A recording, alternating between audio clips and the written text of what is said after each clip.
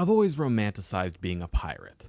Life on the high seas, spent plundering ports with good friends, and who could forget all the booty?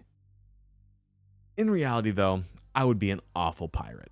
I get dizzy just walking on a dock that's slowly shifting on water. My grandpa tried to teach me to sail as a kid, and I could never steer or tie a knot to save my life. Plus, I feel like I just wouldn't enjoy getting scurvy. It's kind of a deal breaker, right? So, I'm not cut out for the pirate's life. But at least I can be a pirate in a video game. Good pirate games are surprisingly hard to come by. For every Assassin's Creed Black Flag and Sea of Thieves, you have a Skull and Bones to block out of your memory and lock in a chest and bury on a deserted island forever. When I made my review of Cartoon Network's Fusion Fall earlier this year, I mentioned that the first MMO I ever played was Pirates of the Caribbean Online, a game that sailed off into the sea of obscurity after the servers shut down. Or maybe even before that. Pirates of the Caribbean Online was a pretty formative gaming experience for me. As a lifelong MMO player, Pirates was my introduction to online economies, PvP combat, and, of course, gambling. I never think of Pirates as much as Fusion Fall, and it kind of left my memory for a long time, but going back and playing the game gave me some insane flashbacks to being an elementary school kid again. In a similar vein to Fusion Fall as well, despite the servers being shut down back in 2013, the same year as Fusion Fall in fact, dedicated fans have taken it upon themselves to make the game playable to this very day, and they've even continued to add new content, which is extremely impressive, and undoubtedly it makes the game more fun than it once was. The Legends of Pirates Online is the fan-built continuation of Pirates of the Caribbean Online. So, if you're watching this and you get a hankering to play the game, that's where you should go. One of my personal criticisms of my Fusion Fall video, though, was that I set out with this lofty goal of beating the game, something I could never do as a kid, and I ended up burning myself out. But with this video, I was determined not to reach the same fate. So, instead of setting any goals, I decided to just play the game, experience the different elements, and re-examine a game that brought me a lot of joy as a kid. So, let's dive right in to the game itself. In Pirates of the Caribbean Online, you play as a pirate, duh. And in the most piratey fashion, the game begins with you locked up in prison, where you encounter the one and only Captain Jack Sparrow, voiced by someone vaguely trying to sound like Johnny Depp in the least convincing fashion possible. Aren't you a sight? You look how I feel, mate. As this is an MMO, the real reason to play the game is for fashion, and step 1 is making the sexiest character of all time using the extremely angular body choices you're given. I decided to make my character look like a himbo Dorito, and I gave him an equally fitting name, Maximus Doc Wrecker. If there was ever a pirate, Maximus would certainly be one of them. Jack Sparrow helps us escape from our prison cell, and then we're attacked by the cronies of the undead pirate and the game's antagonist, Jolly Roger. This section mainly serves as a tutorial, teaching you basic movement and combat mechanics. During your escape, you encounter swordsmith turned pirate Will Turner, who is definitely not voiced by Orlando Bloom, but who is judging. Can't be too cautious. Well, you aren't much use unarmed, with Jolly Roger's skeleton army on the move. Turner teaches you how to swing a sword, which may seem simple at first, but it does actually take a little teeny tiny bit of skill. The game's main combat is built around timing your swings to a certain rhythm. The timing is fairly broad, of course, because there were definitely lots of kids and young teens playing the game, but still, you can't just spam click. Well, actually, that's not true. You can spam click, it just won't be as optimal, but whatever. I'll definitely be touching on other combat stuff more in depth later, because sword is just the tip of the iceberg when it comes to this game's combat. But for now, I just want to cruise along through the intro so we can get to the real meat of the game. After leaving not Orlando Bloom behind, Orlando Bloom? We make it to our escape vessel, determined to get away from pirate attack. Sadly though, the skeletons follow us to sea on their Skelly ship, and we have to blast it to smithereens using cannons. But alas, it's not enough, as the one and only Jolly Roger boards the ship looking for Jack Sparrow. These jokes really write themselves. He then forces our Dorito-shaped pirate Sona to walk the plank, and we swim our way to Port Royale to begin our adventure for real. Surprisingly, for an MMO that launched in 2007, Pirates of the Caribbean Online has a lot to do right off the bat, and it really streamlines introducing it all to you as soon as you follow the first few main quests.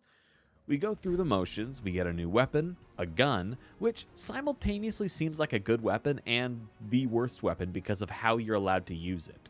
You see, you can only use your gun on non-humans, which means it's worthless against pirates as well as the Royal Navy. It can only be used against animals and skeletons, which you do fight, but thanks to the pirate code and probably to keep the game's E10 plus rating instead of teen, we just can't shoot anyone else. But that won't stop me from doing voodoo magic on people later. I'm getting ahead of myself though. Once you push through the last few intro quests, which include killing some pirates with your cutlass, shooting some scorpions, and then finally, you get your own pirate ship, which really makes the world your oyster. I guess now is as good a time as any to explain how the game's skills and levels work. Your player level, called Notoriety, acts as a way to lock content. As you level up, more stuff is unlocked, including new weapons, new ships, and new content. But then, there's also skill levels. Skills related to time spent doing certain things. For example, the more you use your sword, the more your sword levels up, unlocking new and improved abilities. The same goes for guns and voodoo dolls, ship captaining, cannoneering, lots of options to level. The game's combat is fairly simplistic. Instead of opting for a lot of different abilities, the game focuses on few abilities as well as some passive upgrades. I don't think it's a bad thing though. For one, like I mentioned before, this game was made for kids, so keeping it more simplistic is a good way to get people introduced to MMORPGs, but also it helps making it easier to refine your abilities and playstyle. For example, when using a sword, one of the first abilities you get is a fun little spin. I briefly mentioned the combat requires timing. Well, you can now work that new ability into your timing to combo it with your basic swings, making the combat actually feel very fluid. Or as fluid as a game from 2007 can feel, but genuinely it does feel pretty good still.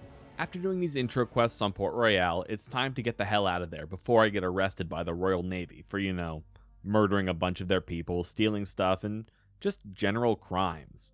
And this is where I think the game finally opens up and reaches its peak. What's the one thing missing from our pirate story? We have a cutlass and a blunderbuss. We've done some piracy. But now we need to get our first ship and sail away to the den of villainy that is Tortuga. And of course, a good ship needs a good name. And I named mine the Ugly Kitty. Traversing the high seas is probably the best part of the game. But that comes with a massive caveat. It's fine to do it solo. You basically have to captain your own ship, steering and maneuvering to line up cannons and firing on enemy ships. It's really fine. You get two options for attacks, your broadsides on the left and right, and that's it. It's fine, and it works as intended for someone playing solo, and you can easily knock out ships around your level and even some that are slightly higher levels than you. The problem is just how limited you are. Your left and right attacks have long cooldowns, and it can be hard to line up shots with ships constantly moving, although your cannonballs do attempt to auto-aim at the enemy closest to you.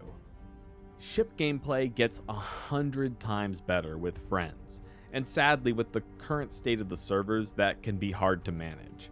I think in my whole time recording video footage up to this point, I saw maybe 2 other real people, which is fine. I tend to be a solo player, even in MMOs, but having experienced the game with a fully fledged pirate squad in the past, the experience is just so much more fun, with one person captaining and others lining up along the cannons, which offer much more variability than your broadsides. It truly adds the spice that the game needs. But alas, I am trapped in alone time right now, punished for playing dead MMOs. One can attempt to use the cannons and level your cannoning ability solo, but it honestly kinda sucks. Enemy ships tend to move a lot and will quickly move out of your range before you even get a chance to fire off a shot. So I stuck with my captain's duty and I got along fine.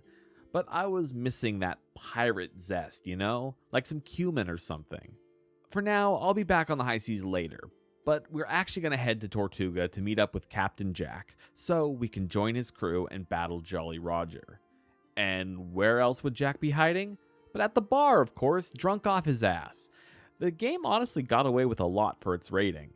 Like gambling!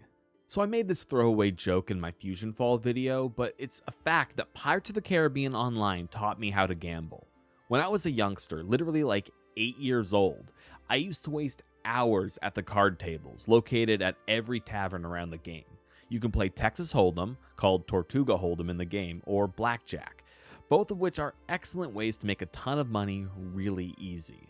Something I learned at a young age, although not in Pirates Online actually, but in the classic Telltale game Poker Night at the Inventory, which is a 10 out of 10 game, although I don't think you can actually get it on Steam anymore. But the bots you play against in that game are very easily frightened. You can easily scare them off and make off with their money by going all in all the time. The bots in Pirates Online are pretty similar, although there isn't an all-in option, but if you keep raising the bet beyond your means, even with a shitty hand, they do tend to fold really easily. So, if for some reason you start playing Pirates Online after watching this video and want some quick cash, definitely just hit the tables. Don't try my strategies at a real casino though, you will go bankrupt really fast. I'm not sure if this was in the original Pirates of the Caribbean Online or just in the fan version, but there's also cheating in the game. I personally don't remember being able to do this as a kid, but throughout the game you can collect playing cards, which you can then attempt to slip into your hand mid-game to make for an easier win. As you play card games, your gambling skills level up, which in turn increases your chances of successfully cheating without getting caught. It's a pretty fun mechanic, and if it was one added later, it certainly fits the vibe of the game really well. Towards the end of the video, I will talk about some of the things added in the remake, but for now, let's just keep on journeying down this nostalgia trip, onwards to some more quests to help out Jack. Conveniently located directly next to the Tortuga Hold'em table is Joshua Gibbs, another character from the movie, who tells you that if you want to join the crew of the Black Pearl, you gotta prove yourself by doing some menial tasks, which is generally how a lot of quests in this game go. Go here, kill this thing, collect this item, come back, get your reward. It's the tried and true MMORPG method, so I can't fault it, or else I would be faulting like 90% of other MMORPGs. And if I'm being honest, I'm actually a big fan of grinding in MMOs. There's something very relaxing about doing those tasks. Some people play cozy farming sims. I play Pirates Online for the same reason. It's cozy to me. Now, there are a few different kinds of quests in the game, but a lot of them seem to boil down to the same basic go here, do this quest system. However, the fact that some of these quests are on land and others are on your ship does add some much needed variety. As you do quests and increase your notoriety, you'll also automatically be bestowed certain quests at certain levels. The first big one is at level 5, your first magic weapon, the Voodoo Doll. Pirates Online is heavy in incorporating elements from the movies, because of course it is, it's the main draw of the game. So, in order to get your Voodoo Doll, we have to go visit Tia Dalma in her alligator-infested swamp home on Cuba.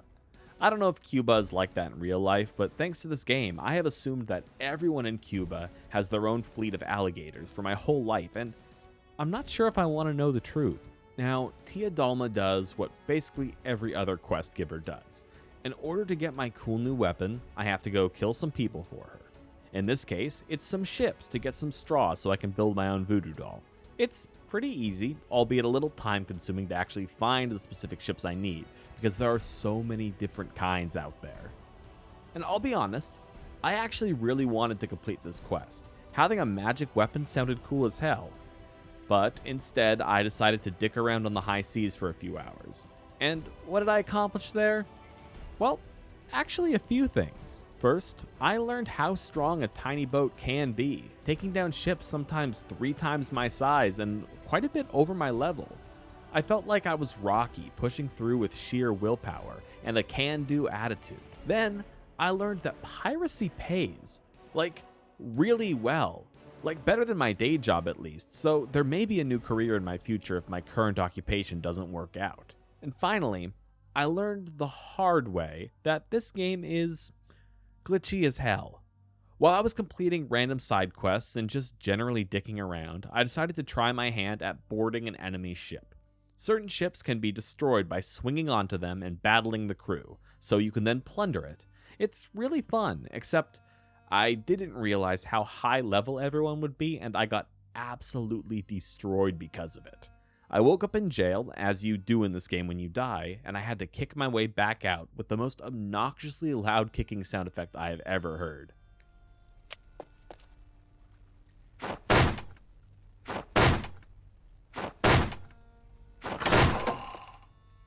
I was playing through my speakers at the time, and I shit you not, my neighbor's dog started barking because of it.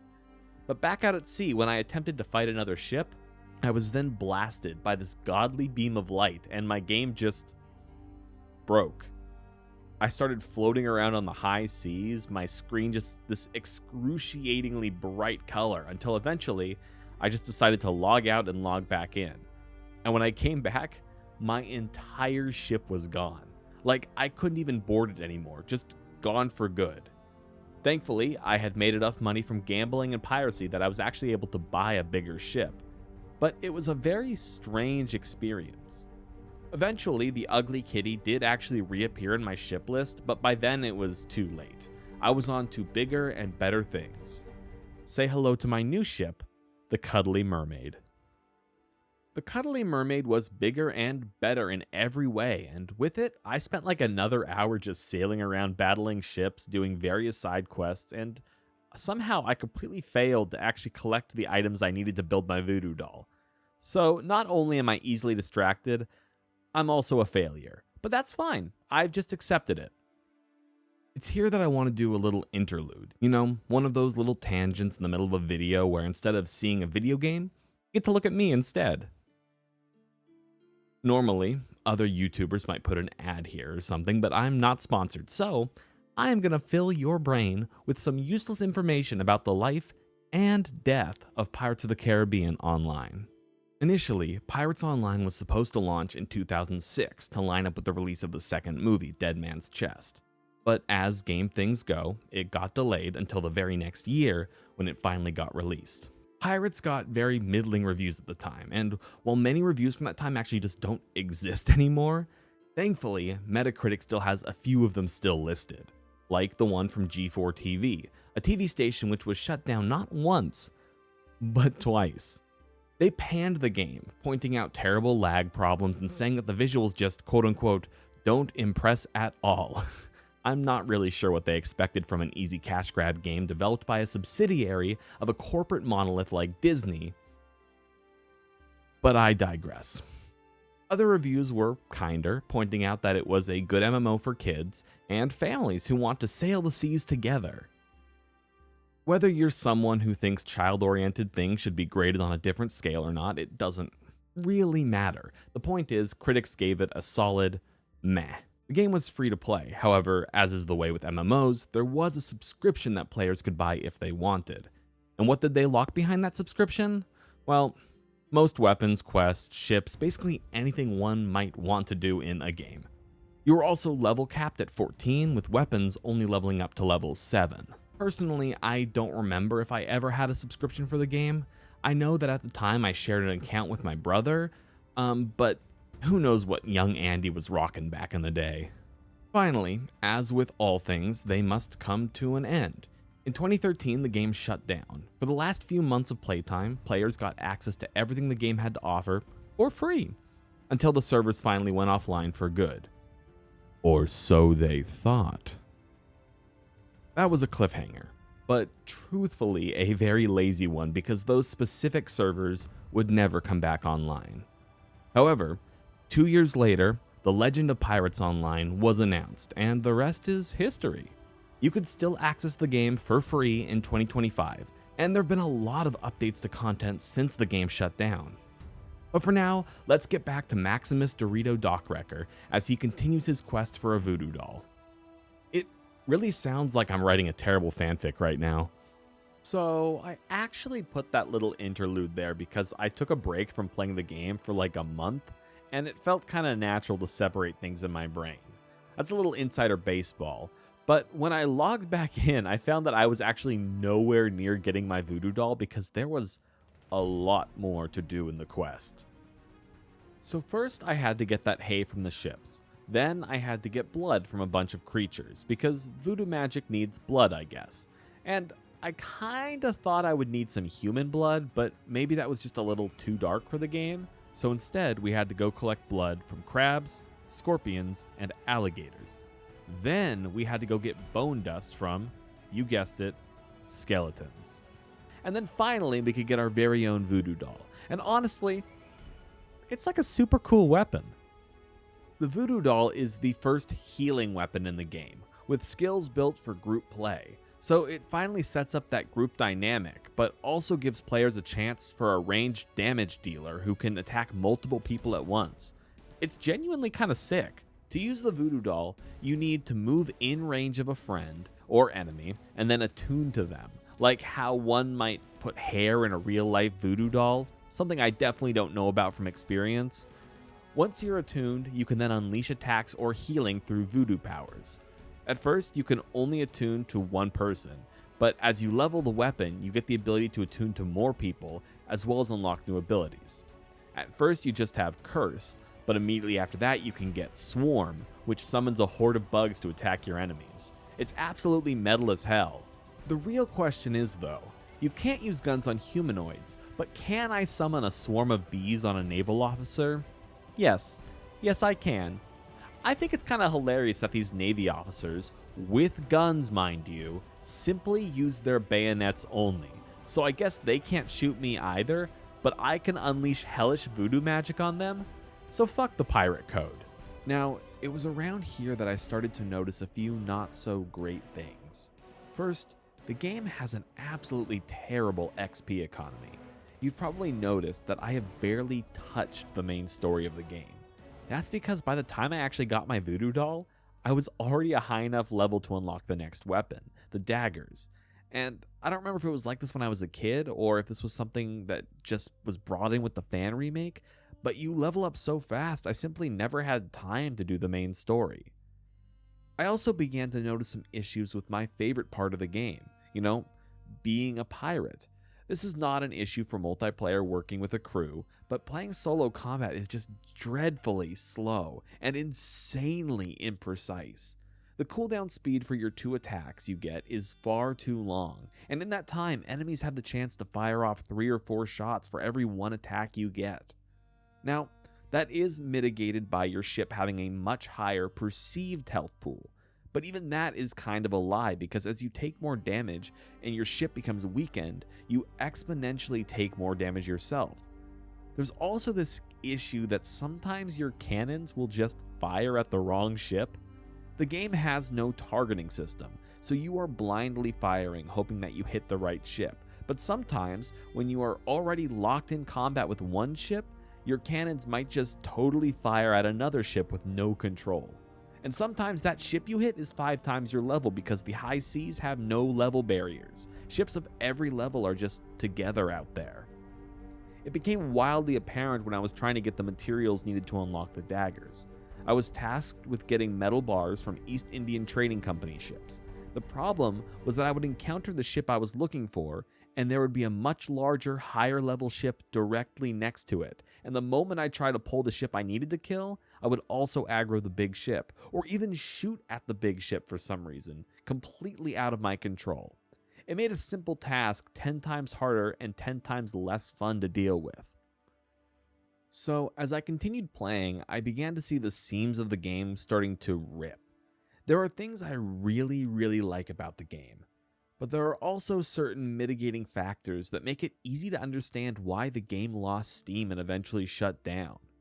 One of the big things, and this was absolutely a problem with Fusionfall as well, and in general I think with a lot of older MMOs, travel times feel incredibly slow. I spoke about this at length in my Fusionfall video, so if you want to hear more about my problems, go watch that one. But basically, the travel time between areas is an absolute slog, and it makes the game's style of quest design a lot more unbearable. In Fusionfall, you'd get a quest that would require you to go across the entire map, for honestly no reason at all. Pirates is much the same, except I will give them a pass because it's a pirate game, so of course you're going to sail to different islands for quests. The problem is, when one quest requires you to travel to several different islands to kill different enemies on each of them. And oftentimes that number of enemies is far too high. There was one quest where I had to kill 36 alligators, and it was tedious as hell. Now, the game does introduce these totems, which are basically fast travel teleport items, which are locked behind quests. But let me explain just how tedious it was to unlock the first totem, Tortuga. And yes, this is the quest with 36 alligators. So, to get this teleport totem, you talk to Teodalma, who tells you to collect items. 3 giant flytrap leaves. Sounds reasonable so far. But then I had to get 20 swamp alligator teeth and 16 tails from bayou alligators. Now, it needs to be understood that swamp alligators and bayou alligators are different enemies, and each of them only drops 1 quest item per kill. So, for 20 teeth, I had to kill 20 swamp alligators specifically. Frankly, it's garbage. And I'm probably the odd one out when it comes to this, but I actually enjoy games where you go kill mobs. For me, it's pretty relaxing, but normally it will be like 5 of one enemy and maybe 5 of another. Not 36. That number is insanely high, and that's not even the end of the quest, because once you do that, you then have to sail all the way to Tortuga to dig for buried treasure and then sail back to finally get your totem. Now, sailing to Tortuga takes forever too. I judged its distance based off how many islands I had to sail by, starting from Cuba where Teodalma was. You then have to sail past Port Royal, which is about halfway there, and then you keep going to Tortuga. Approximately, I would say it's a 4 to 5 minute trip each way, not counting loading screens between areas. Needless to say, it takes a long time. Now, one could argue that it's all worth it and a reasonable deal because you're getting a permanent fast travel item. But no, it's not, because by the time I actually got to Tortuga, I was just so fed up with this quest that I never actually went back to Cuba for the reward, even though it was in my grasp. I just did not care. So for me, this was the point where I figured I should just stop playing the game. I was already getting a bit annoyed with the back and forth and the monotony of some of the content, and I decided that unlike my Fusion Fall video, where I tried to push through much longer than I should have, I should just wrap things up and keep the happy memories I have of the game.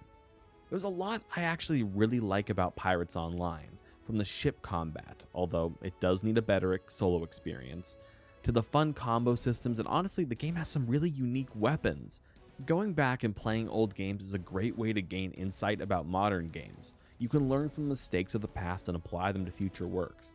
I would love to see a new pirate-focused MMORPG, not Sea of Thieves necessarily, but a more roleplay-focused pirate experience. And Pirates Online certainly has the building blocks to help create such a game. I think that the greatest danger to an MMO is keeping players interested in what's going on.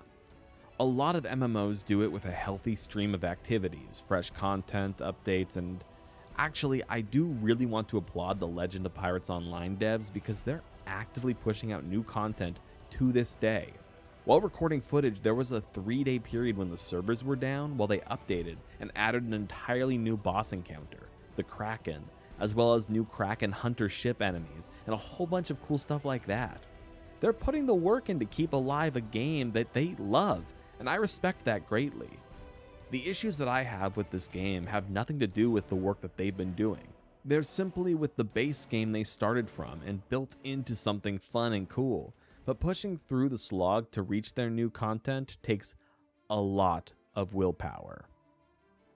I will say, after the update, it was actually pretty cool because I saw a lot of players logged on and I wasn't alone for the first time in a while. It wasn't populated enough for me to find a full pirate crew or anyone recruiting, but I did see tons of players, mostly max level, coming in to try out fighting the Kraken. So I'm glad to see the game still has a community. But for me at least, I don't know if I have the time or willpower to actually get to max level, especially if the quests continue being more of the same, slogging your way through a mountain of enemies. Pirates of the Caribbean Online, like Fusion Fall, couldn't live up to my memories. I am and probably always will be a victim of nostalgia, but I'm actually really happy that I went back to play the game again. There was a ton of cool ideas in the game, and while I have literally no proof of this, I can see aspects of pirates in newer games like Sea of Thieves. So, I hope that the legacy of the game lives on like that, in newer and better games that work to reduce the dated, grindy content with more interesting and active takes on the pirate genre. That's it for me. That's where I ended my pirate's adventure. I left Maximus Dockwrecker stranded on an island with a pistol loaded with just one bullet. And then I rode away into the sunset on the Cuddly Mermaid for calmer seas and a brighter future. Thank you so much for watching this video. I really enjoy going back and visiting games from my childhood, even if they are almost never as good as I remember. It's always just a fun trip down memory lane. I have some ideas for more videos I want to make in the future, so please, keep your eyes open for those on my socials or in my YouTube feed or whatever. Also, I have new music releasing in October and November, so you can find more of that in the links in my description. That was a sample of my music right there. Thank you again for hanging out while I sailed the high seas for a bit, and I hope to see you all in a future video. And for now, I'll just leave you with this. How did the ocean say goodbye? It didn't. It just waved. And I dissolve, and it's a cool ending, right?